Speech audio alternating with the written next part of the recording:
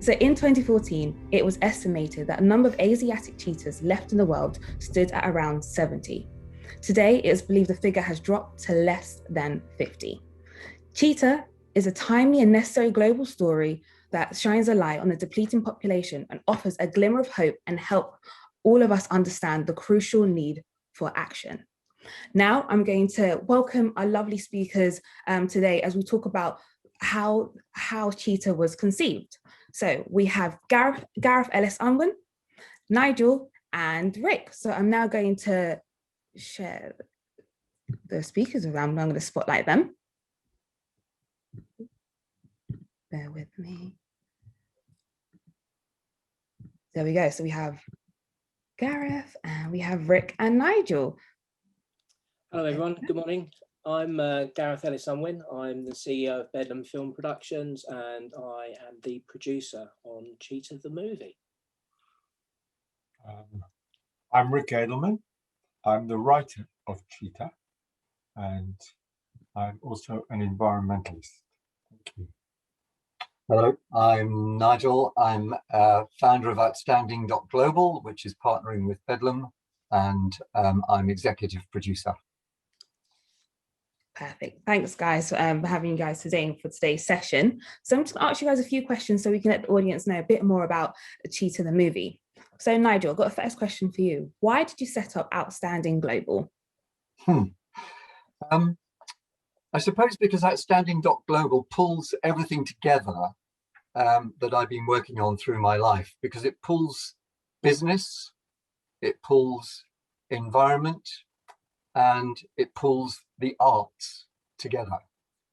And really the aim of Outstanding.Global is to connect nature and human nature and help us all become outstanding in the way that we conduct ourselves, our businesses, and of course, how we take care of our planet. So that's really our purpose. And it's really about time for us all to stand up and stand out for who we are and what we believe in.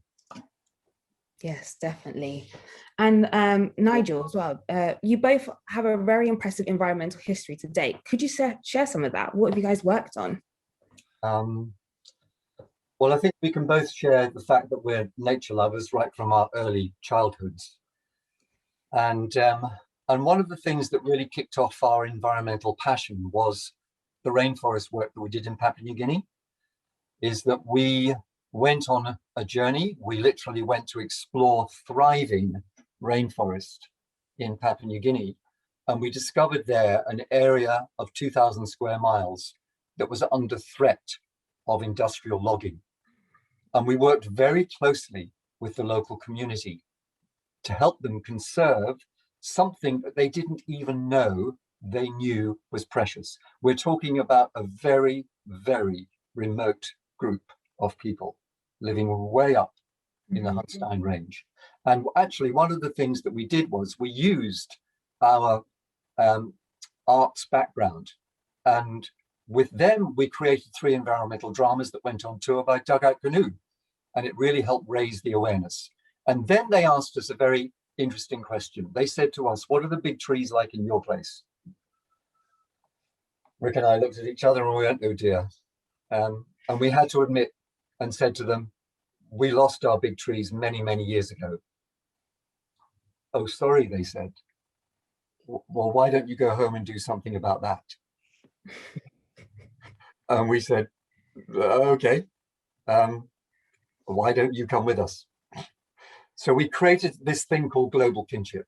And therefore, we've created a whole raft of community-owned woodland projects here in the UK. And this is all written up in our Trees of Paradise book, which was recently republished, and it's on an ebook.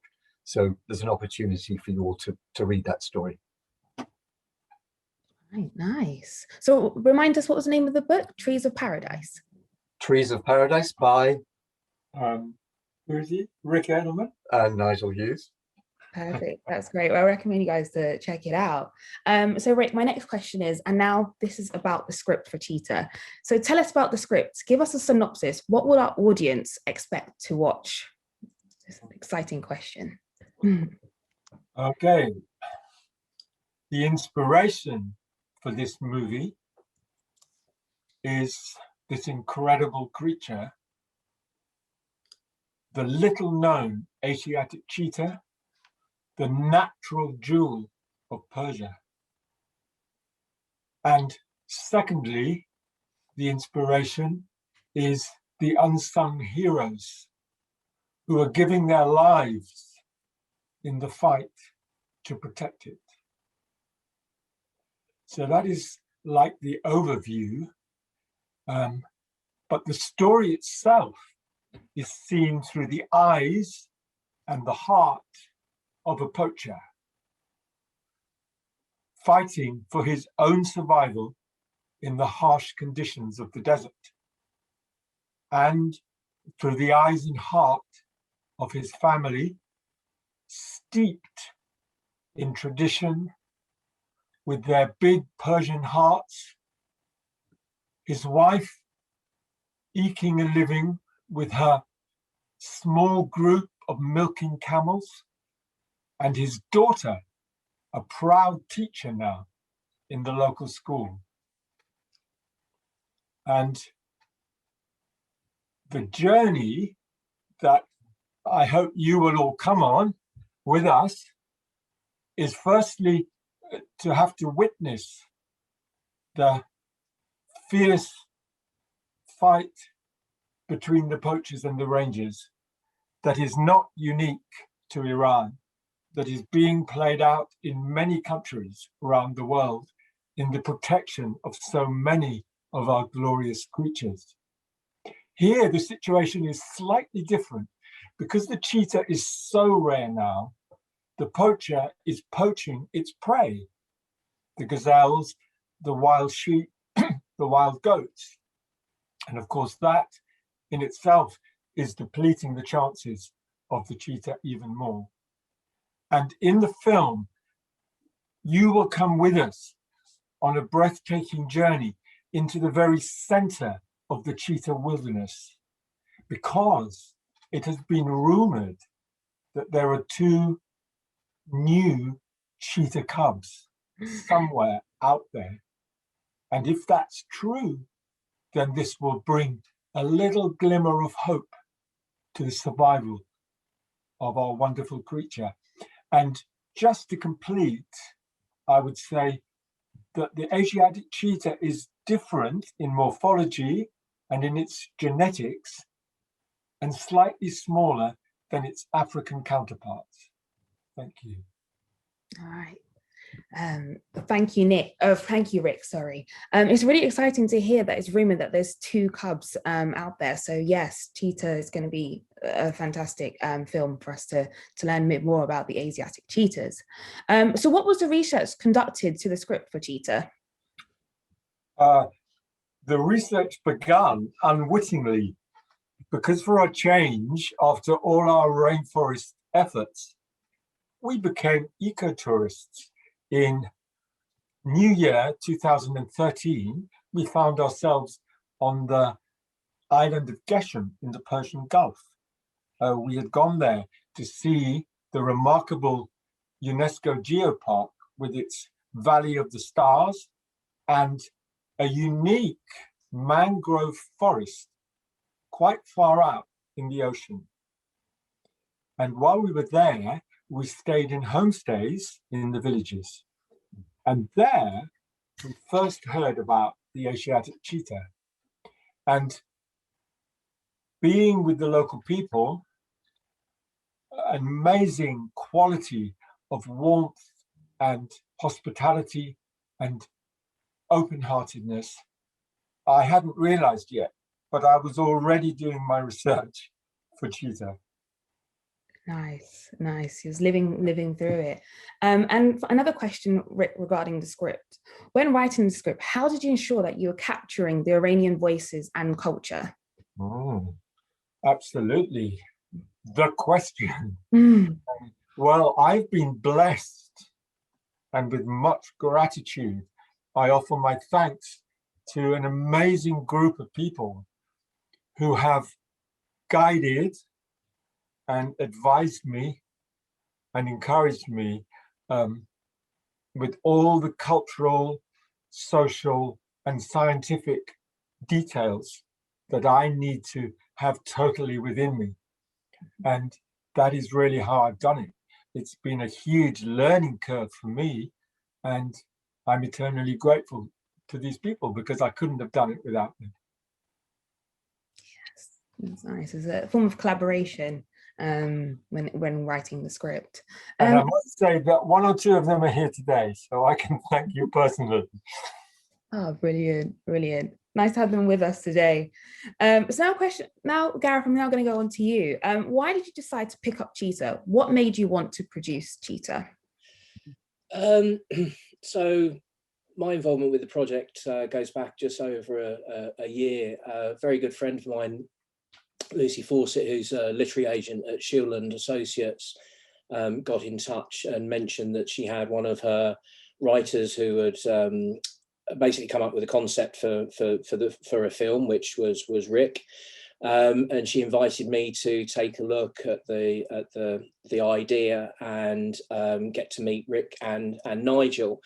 And I think from that first meeting, I was really impressed by not only their sort of green credentials. You know, these are people that are, I'm not going to spare any blushes here. You know, they don't just talk about this; they actually do it. They've been really trailblazers, I think, in certain areas of environmental support. So when I met them, I was very impressed by their integrity, their ambition for the project.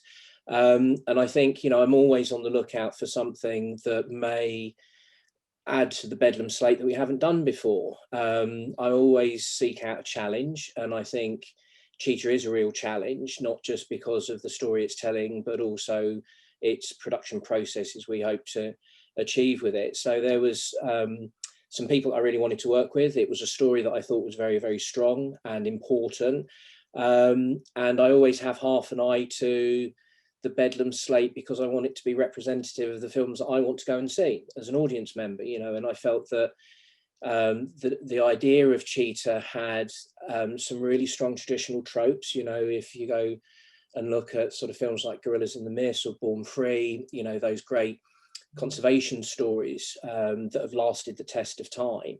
So it felt very traditional, but also felt really fresh. You know, the notion of creating a film that takes place in northern Iran, where the predominant language is Farsi that's spoken, that, you know, this just won't feel like a typical Western movie. And so it was those different sort of ingredients that attracted me to the project, Rochelle. Nice, that's good. And as your role as a producer for Cheetah, what would be your responsibilities? Everything that Rick and Nigel don't do currently.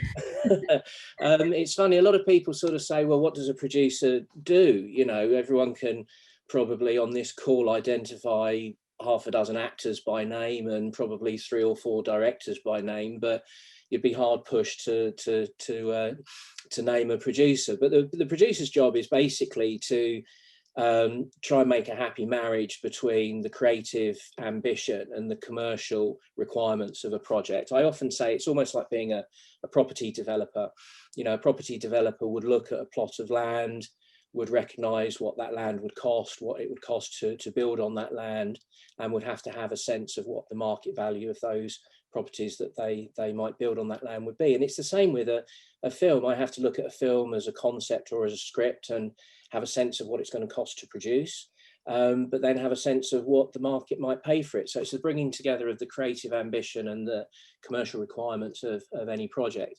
And at the moment, that means things like budgeting, working out where we might, where we might place the shoot, how much it's going to cost, you know, how many shooting days we're likely to need, all of that sort of pre-production type stuff.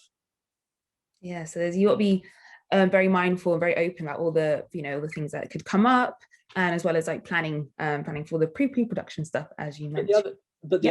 Sorry to cut across you, Rochelle. I mean, but the other thing which is really exciting with this project and very, very different is that I don't think you can tell a story about conservation without approaching the production process in an ethical and sustainable way. Over time, traditionally, the film industry has been quite a hungry beast, and I think some of its behaviours maybe haven't been so environmentally minded. So, you know, we know that with the emergence of Albert Sustainable and other projects on the sort of TV side of the business, steps are being taken to behave in a better way. But something that was very clear from meeting Nigel and Rick at the outset was that, you know, we would have to hold ourselves to a very, very high standard in terms of how we produce this movie. And that means interrogating everything from water consumption, energy consumption on the set, how many of the cast and crew do we travel, by which means do we travel them? It's forcing me to look at the production process through a very, very different lens. And, you know, that's the exciting thing about doing what I do for a living, is that every film is very, very different. And so we've set ourselves this really high bar in terms of ethically producing Cheetah, and that's really sort of stretching the grey matter at the moment. It's fun. Oh, that's brilliant. It's good to hear. And now I'm going to move on to Nigel, because you mentioned one of our core values is sustainability. So sustainability is one of our core values. So how are we going to achieve this in Cheetah? It's a challenge, of course, because I think sustainability begins at home, and I think home is here in the individual. And I think the thing that Gareth has alluded to already is that you know, Rick and I have tried to live a sustainable lifestyle as much as we possibly can up to now, and a couple of the people that I've seen who are in this in the audience have also joined that. So it's really about how we find a way to really be conscious, because sustainability is about individual consciousness. We need to be present at every moment. As Gareth is saying, you know, we need to make sure that we do the audit. And I think what's been challenging for us all is the COVID-19. And the fact that actually Gareth, Rick, and I and the team so far have literally only met face to face once. The rest of it has been done so-called carbon neutral by not traveling. So already we're beginning that pattern of thinking and that pattern of behavior, which I think is really, really fundamental to the way that we behave. You know, the thing about Outstanding.Global, what we say here is that we operate from a very small rural cottage, which is run on sustainable and renewable energy and has done for a number of years. Our fuel literally is grown in our own land, or what we can't grow our own land, we access within a 7-mile radius. Our energy, our electricity is by, you know, renewables. It's photovoltaic and it's solar. So we start at home. And I think by that principle of starting at home, by being conscious, we have that global reach. And the fact that already we've had the opportunity to get this far, you know, I mean, Rick and I can't tell you how delighted we are that we've got this far, because this cheetah, this extraordinary animal, and the people who are working their hardest to do whatever they can to protect it, it is a phenomenal opportunity to send a really clear message to the universe. Something here is really important that we all need to take care of. And it's not just about the cheetah. It's about how we conduct ourselves, how we think, how we feel. So for me, that's what sustainability is about. Helping each one of us, and hopefully helping prick the conscience of our audience to take care. Thank you. That's perfectly well said. Well said. And yes, that's all. Oh, go on, Gareth. I was going to say, and there is this. I mean, if you believe in higher powers, irrespective of what that may or may not look like, you know, it's intriguing that we started this adventure pre-pandemic, pre-lockdown, and that we've been able to sort of sustain the momentum and inertia through this. But what has been really encouraging is just all of the positive feedback that we've been getting from other individuals. I think that, you know, if one thing the last year has proven is that together and united, we are so much stronger. And if we are going to try and be the catalyst to the survival of this species, or maybe just operating in a slightly better way, then it's that sort of unification. And I think we've all come through a really bruising year. We've all been reminded that we're not necessarily the smartest things on this planet, that Mother Nature does have an ability to sort of kick us squarely in the shins and remind us who's boss. And I think that it's that sort of notion of unification that people coming together on this particular project, it sort of becomes a lens on how we can all sort of do things in a slightly better way, whether it's my film industry or the protection of this species, or working together in a more inclusive way. It's become a bit of a prism for a lot of those sort of inputs. Nice. Thanks, guys. Thanks for that. Gareth, I'm now going to head back to you and be interested to tell to our audience, what stage are we currently at with Cheetah? So we're still in development, and development typically is the period of time that sits before a director and cast being attached. We have got the script to a really good place, and Rick delivered just before Christmas a really good draft, and in the last 2 months we've been working on that draft and breaking it down for schedules, starting to put the budget to it, and so we're in development. We have an offer out on a director at the moment, and obviously this group will be one of the first to hear when we make that key signing. So we're in early stages of development. The key next steps for us is that we are lining up to launch a global crowdfunding campaign on the 29th of March. So the majority of next month will be spent, building up to that moment as we start that campaign. Because one of the things I wanted to do with the financing of the film, and I think we've got a couple of audience questions that are going to come up later on this, was, to look again at, are we doing things the best way? So just as we're looking at the production process through the lens of sustainability and ethical production, I also wanted to look at how we finance the movie, because if we're conducting ourselves in a really ethical, sustainable way, but then we're going to go and borrow the money to make the movie from someone that we may not feel share in our values on this film, that would be really Hippocratic, wouldn't it? Hippocratic? No, that's what doctors swear up to, isn't it? Hypocritical. Yes, yeah. So one of the things that we said we'd do is that let's democratize the funding of this. Let's make it open to people that maybe traditionally haven't invested in film before. Let's show them how the system works. And these insight sessions are a really good example of that. I mean, I've joked online during the course of this week, this has been a bit nerve-shredding for me. Normally a producer will wait until the end of the process, the film's finished, everything's wrapped, you've paid everyone, and then you start talking about the film ahead of it being released. Whereas this, day one, literally the start of the process, we're inviting people to watch what we're doing and to be part of that process. So that is liberating and nerve shredding in equal order, really. But I think it's just emblematic of the way that we're going to try and do things differently on Cheetah. So we plan to be inclusive and welcoming and letting people be part of the whole process, not just when we're ready to put a neat little bow on the film and expect people to turn up at the cinema. Did that sort of answer your question or not? Did I deviate a little, Rochelle? No, I think it's perfect. You answered the question perfectly. And yeah, exactly what Gareth said in terms of the insight sessions. It's given that inside scoop, understanding the production at real time, where we're currently at. And yes, it's scary, but it's fun. And you guys are invited along with the journey with us as we discover and be able to produce Cheetah. So it's exciting. I've got one final question I want to ask you guys before I throw it over to the audience questions that they sent to us when they signed up to the event. And it goes to all of you guys. So I'll start with Gareth first, and then we'll move on to Nigel and Rick.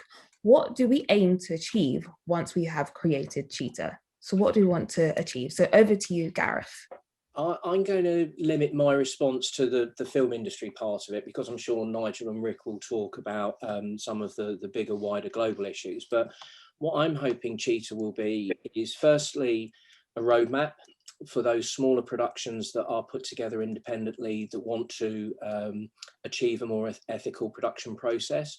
So just like with Steel Country, which was the film I did before this one, it was the first time I worked with the BFI diversity standards, and I sort of had to come to learn how to bring them into our production process. And after the fact, I was able to, share my learnings, my best practice on how to recruit in a inclusive way. So in a similar way, I hope Cheetah for the independent film community will become a bit of a roadmap of how we can produce features ethically and in a sustainable way. So that's my big hope, the legacy effect.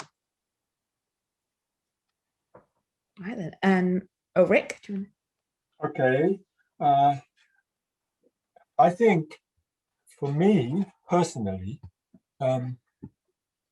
firstly, of course, to spotlight on our jewel, our natural jewel of Persia, but hopefully for people around the world, that will make them think, well, what's our natural jewel?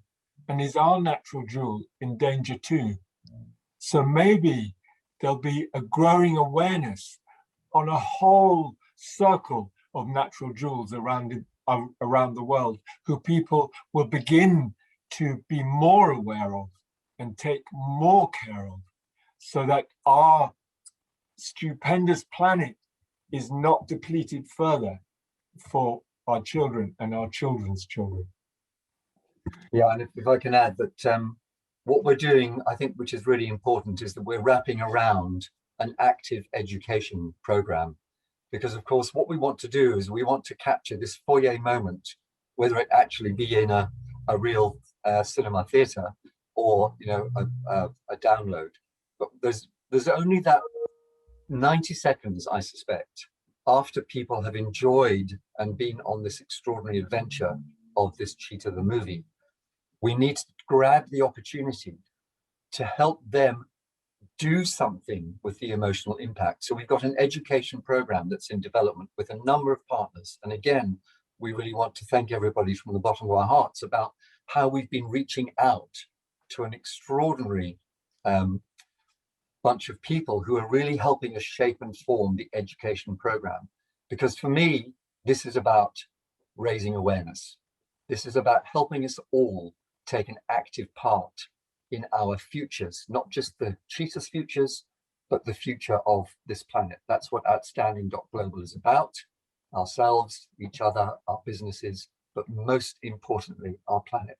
And finally, I just want to say, I think this COVID-19 is it's another wake-up call. And it's come at the perfect time. Because if we're looking at sustainability, if we're looking at ethical production, then of course we all have to really think about how we do things differently. So we need to stop and breathe and look and listen and make some very specific choices. So for me, what I want people to go away with is that level of awareness that we as a global society can actually do something different by the way that we think and the way that we act. Thank you. Amazing. Thank you all, guys. And yes, as you guys mentioned, wrapped up, Cheetah won't be a standalone thing. It will then have a positive knock-on effect, as Nigel said, that have lasting effects on our global, the way we operate through society and hopefully sustainability. So it's all positive. So that is it from me, the questions I've thrown at you guys. So now I'm going to throw it over to the audience. And as I've mentioned earlier, the audience has sent over some questions once they signed up. So now I'm going to throw it over to you. So this one's going to go to Gareth.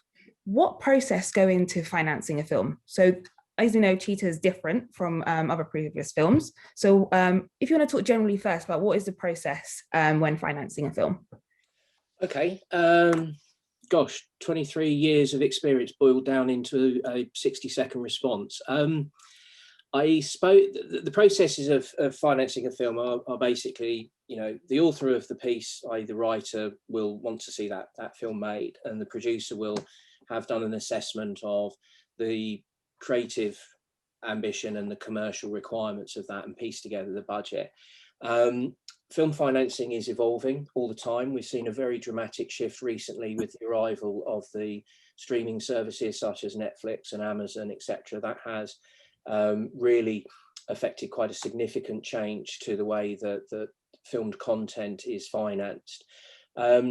Typically on a film, you're either going to borrow the money, ask people to give you the money, or you're going to sell off the rights of the finished film to have it distributed in different territories. And it's normally a blend of those three things: money that people volunteer towards the project, money that you can borrow through by means of loan, etc., or the rights that you have in the film, pre-selling those in different markets. It used to be that the independent model was based on 40% equity, which is people basically investing in the project in lieu of shares in the company that's making the film. Pre-sales, which is where a producer will advance sell the rights to distribution in different jurisdictions around the world. That was typically 30%, and then 30% by other means. And those other means could be things like tax incentives and tax credits. It could be product placement. It could be other forms of lending and borrowing. But on Cheetah, the first thing we're going to do is this crowdfunding push, and let's see how far that takes us. Who knows? You know, it could get us to 1/10 of the budget. It could get us to half the budget. We won't know until we're really into it. But the ambition is to democratize the financing of this film at the outset by inviting people to play a part through a crowdfunding model. Perfect, thanks, Gareth. That really, opens it clear into the financing of a film. Right, so my next question is, that has been asked, how does going back onto financing again, how does the lack of development money in the industry in general help or hinder building this project? It's been an interesting one. I mean, we had a benefactor who, I don't know whether I can disclose who that is yet, who advanced some sums to get us to the point we are now at. There isn't a lot of development money in the ecosystem currently in the UK, and I probably guess the audience member who's asked that question is looking for some of their own. There are a few traditional sources like the BFI, the British Film Institute. They will advance development funds should your project qualify for their support. There are certain other funds that are geared more towards sort of certain types of filmmaking. So if you are looking at, for example, documentary filmmaking, there is the Documentary Institute and others. But it's a very fair point that the audience member raises, is that, you know, the ecosystem is not awash with development finance. It's just about trying to find the right-minded people that can get behind the project, see the ambition and opportunity in that project, and then lean in and support it. I mean, one thing that is worth mentioning, at a later insight session, we will focus and spend an hour just talking about financing, just like we will, you know, focus on an hour on the production schedule, how we've arrived at the schedule, how we've budgeted the film. You know, a lot of these things will come up in later sessions as well. Yes, exactly. Yeah. So these insight sessions will be talking about various different aspects of the filmmaking process. So my next question goes over to Nigel Emmerich. Could you tell me, or actually not me, the audience, could you tell the audience about the process of turning your true story into a drama feature, and what challenges and opportunities you have encountered?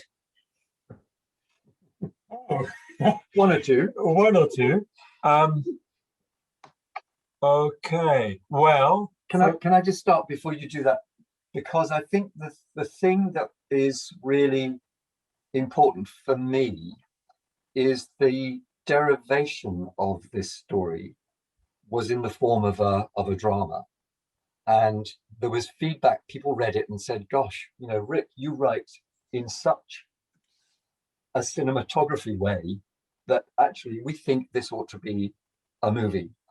So that's why I had the idea of, okay, approaching Rick's agent, Lucy, and saying, look, we've got this idea for this fantastic story, and we think it needs to go into a movie. So that was the thing that was the initial hurdle, is going from the theatre concept into the film concept. That's true. And the actual writing, I've always taken my inspiration from real people, real heroes, And so for me, it wasn't anything very different from anything else I've written. The thing that was different was the absolute accuracy needed, both scientifically and culturally. And so for me, that transition was to bring fact into fiction and to make sure it was completely sound, and yet my own creativity was allowed to fly. Yeah. Nice. Thank you, Rick and Nigel. Rochelle, it is really interesting when dealing with true life stories, because even if they are an adaptation, and you know, we're often seeing at the front of a film, you know, based on real life events or inspired by real life events, but it does put quite a lot of responsibility on the creative team that's telling that story. I used to joke with people about, you know, the nervousness I had when we were producing the King's Speech. I thought herself was going to take exception to the story and I'd end up in the Tower of London. And that's a very sort of extreme version. But, you know, in other films I've produced, we've been talking about people's stories. You know, Kajaki was about a young soldier who was killed in conflict, and we had to sort of get the permission of his parents to tell that story. So, you know, all of us with the creative team, Rick, Nigel and I, recognise the responsibility that we carry by telling this story. You know, there's a responsibility to the animal, there's a responsibility to the nation, there's a responsibility to those that are going to be hopefully supporting the project. And I think when you're telling a true life story, all of that just heightens up, or inspired by true events, just sort of heightens up. So I think if there's any sort of ingenue writers that are on the call today, if you are looking at material that's based on someone's true story or inspired by someone's true story, you've got to recognise that responsibility that you carry in that regard. Yeah, thank you all. I'm going to head back about the Asiatic cheetah, and someone has asked, what is the greatest impact on the population decline for the Asiatic cheetah, and how can this trend be reversed and over an anticipated period of time? So I'm going to pass over to Rick and Nigel. Okay, well, we do have someone in the audience who knows the details, but I will try. The real conflict for the Asiatic cheetah are roadkill, tremendous danger now from highways going through the cheetah territory. There is the problem of overgrazing by herders, and so the food of the cheetah's prey is depleted. And there is also danger from the herders' dogs chasing and wounding or even killing a cheetah. Those are three of the main challenges, and they're very difficult to overcome. But working with the local people, which our heroes are trying to do, changing hearts and minds is a very powerful and crucial way to endeavor to protect this very, very rare animal. What was the second half of the question? That's okay. And is how can this trend be reversed over an anticipated period of time? Well, I would say one thing is if the populations of the cheetah's prey can be increased again, and there are signs that that is happening, even though there is serious droughts and many problems. If the cheetah prey goes up, then there's a chance the cheetah goes up, particularly in connection with the cubs, because with cheetahs, it's the mother who solely looks after the cubs. Dad pisses off, but mum has all the work. And if she has to go too far to try and find food for her cubs, then they become very vulnerable to other predators like hyenas and jackals. So that is one key element that can definitely be worked with and is in process. And of course, if I can just add, it's like, you know, how do we help to protect them? Then of course it does lay some responsibility on the organizations, the global organizations who are looking at this conflict between nature and human nature. And of course, they're taking very responsible actions and thinking differently as this particular Asiatic cheetah gets diminished. So it's about how we bring that conversation wider, so there's a wider societal responsibility. I also just noticed there was a question that dropped down into the chat box, which is, okay, well, if you're going to make a film about this Asiatic cheetah, which is so rare, how are you going to capture the footage? And of course, that's part of the mystery and the adventure in the movie. So we're not going to reveal that, because that's part of its pulling power. We're all desperate to find a way to really see this extraordinary creature, but it's not running around freely. So yeah, so for me, it's about how do we look at this in a bigger picture way, so that individuals, organizations, and global society can take some responsibility for this. Perfect. Thank you, guys. Thank you for your answer. So now I'm going to go over to Rick, because this is about the script writing process. And someone has asked, is the script that you have now what you set out to begin with? And is it the original concept? Well, as people say, good question. It's certainly the original concept, but I was fairly new to screenwriting, and the way a screen story needs to be told is quite different from the way a stage play needs to be told. And so the crafting, and if you like, the narrative arc became slightly different for the needs of film. But the concept and my yearning heart inside the film and the reason for writing it, that definitely can remain the same. Nice. And what advice would you give for any budding script writers out there? Well, I feel I'm still a budding script writer. So what I would say, we mustn't give up. Mm-hmm. You know, I wrote my first play aged 5. Amazing. And look how long it's taken me. So You're 6 now. So never give up. Only we, the writer, can give up. Whatever anybody else does or tries to destroy us, it's only us that gives up. So don't. There's always a chance. That's perfect advice. Yes, exactly. Don't give up. Don't give up in script writing and anything that you want to do as well. Just don't give up. Just keep going.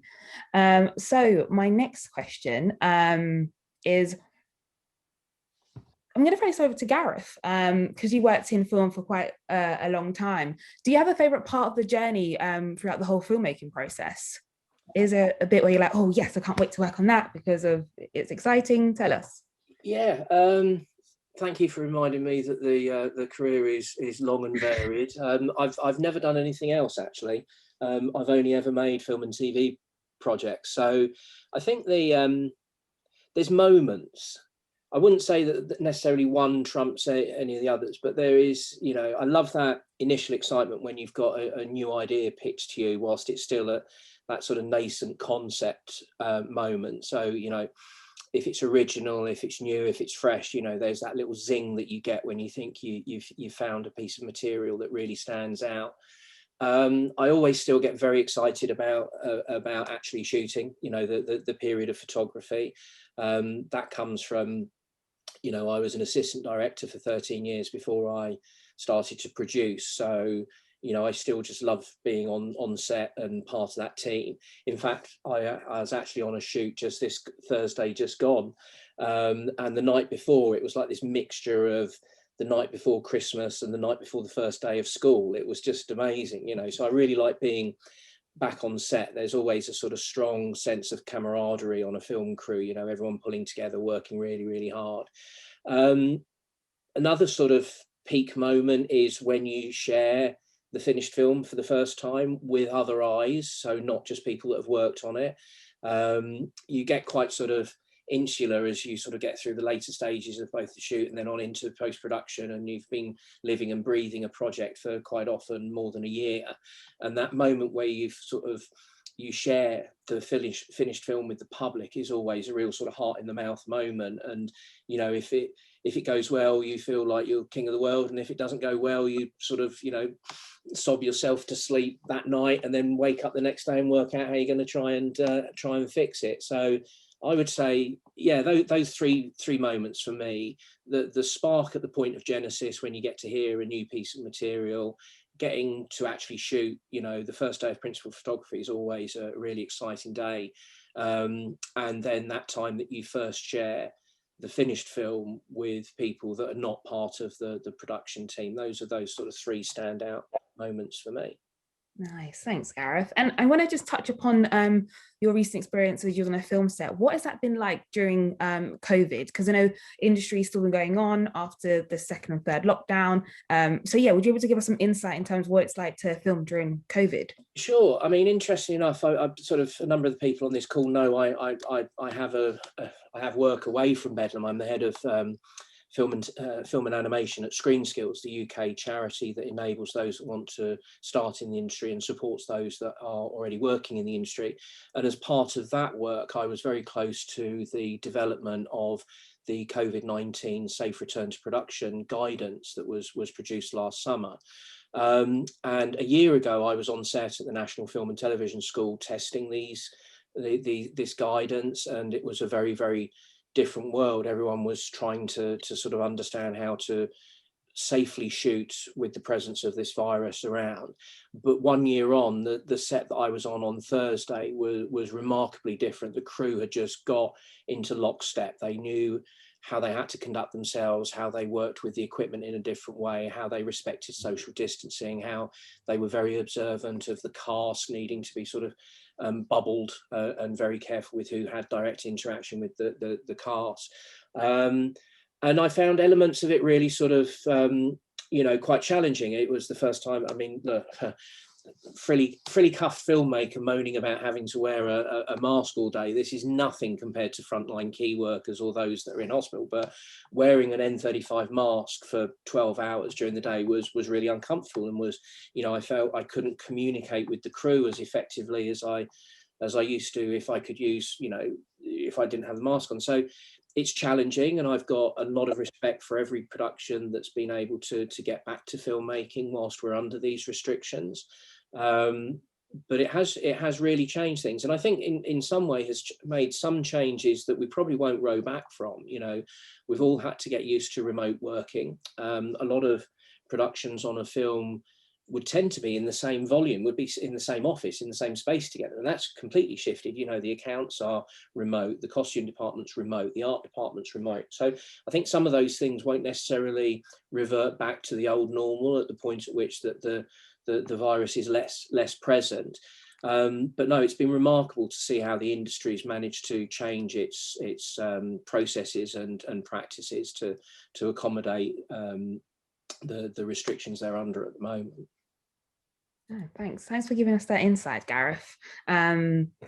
So we've only got a couple of questions left. So if anyone wants to ask any additional questions to Gareth, Nigel, or Rick, please do send them over to me, and hopefully we can get round to answer them. We've only got 5 minutes left, roughly. So my next question I'm going to ask is, and it's about advice around the film industry.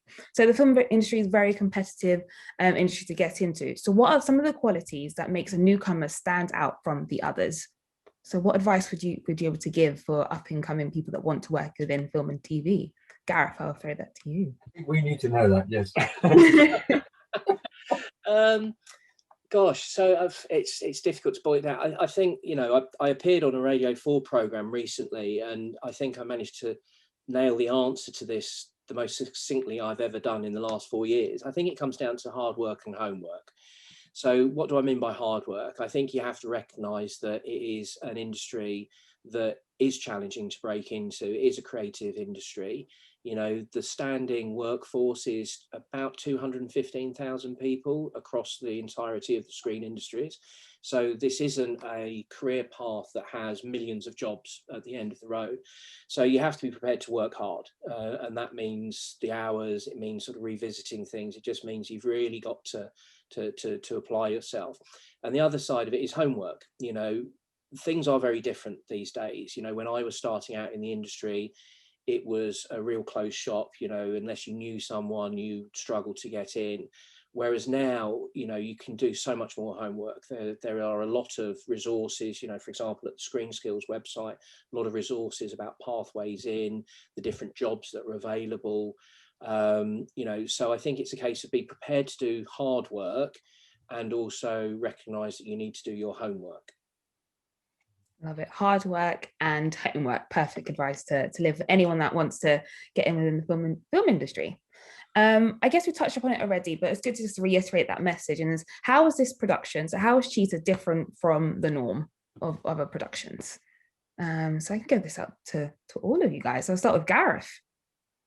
Well, I mean, production process, very, very different. We're you know, setting that high bar in terms of ethics and sustainability. It's going to be a very inclusive process, you know, through these insight sessions, but then on into, you know, how we're going to adopt fair recruitment practice in terms of the crewing up and the casting of the film. It's going to be a unique beast. You know, everyone that's part of the journey will play an important part, whether it's by contributing knowledge or donating to the campaign. You know, everyone can play a part in this. This isn't just about us as an isolated cell of filmmakers going off to make this. I would say, just for me, it's about, you know, because being a novice executive producer, then I'm just giving myself permission to ask all the questions and, you know, use my curiosity and allow myself to feel and act stupidly. Because of course, as we're breaking new territory, as we're breaking new ground, again, I think curiosity is the thing that can be a guiding force for that. And again, it's part of the outstanding .global principle, you know, stand up, stand out. Don't be afraid to ask the question that you think is the stupid question. And by that, I think we can find a way to really reshape and reform and produce something that, of course, we all want to be a quality production with, for me, you know, sustainability as number one. I would only add that I would think that seeing a conservation drama through the eyes of a poacher is something intriguing and maybe slightly different from other conservation movies.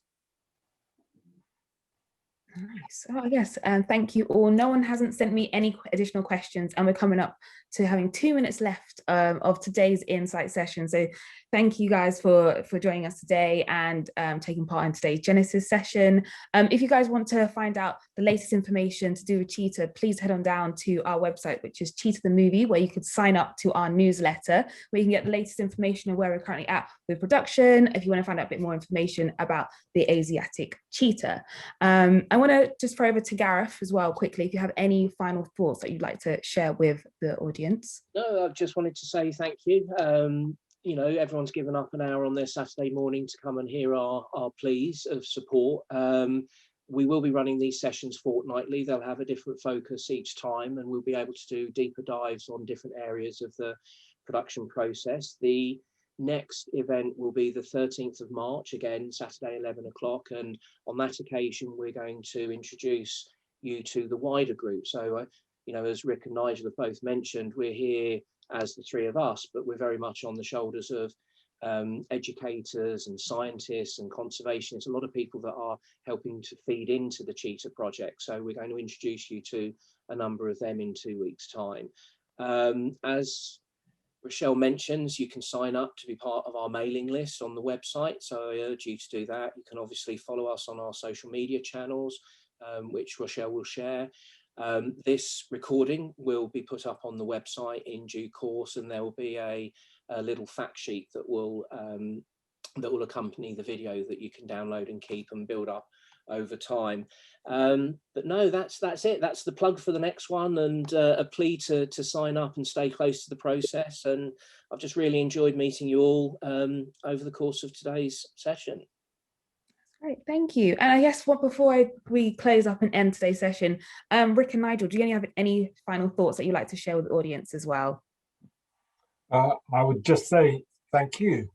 Thank you very, very much for spending your time with us and showing interest. Thank you. And for me, stay on the journey, please. Yeah, that's great. Yes, all guys, definitely stay with the journey with us and join our insight sessions. And let's keep the conversation going. And you could follow us on Instagram, which is at Cheetah the Movie, Twitter, which is Cheetah Movie, and Facebook, which is Cheetah the Movie. And you can use the hashtag Cheetah the Movie to find the latest information, and just let's get the conversation going. So that is it from me. You've heard it from Gareth, Rick, and Nigel. So we're going to end today's session, and I look forward to seeing you guys in 2 weeks' time. All right, see you later, everyone. Bye. Thanks all. Thanks, Rochelle.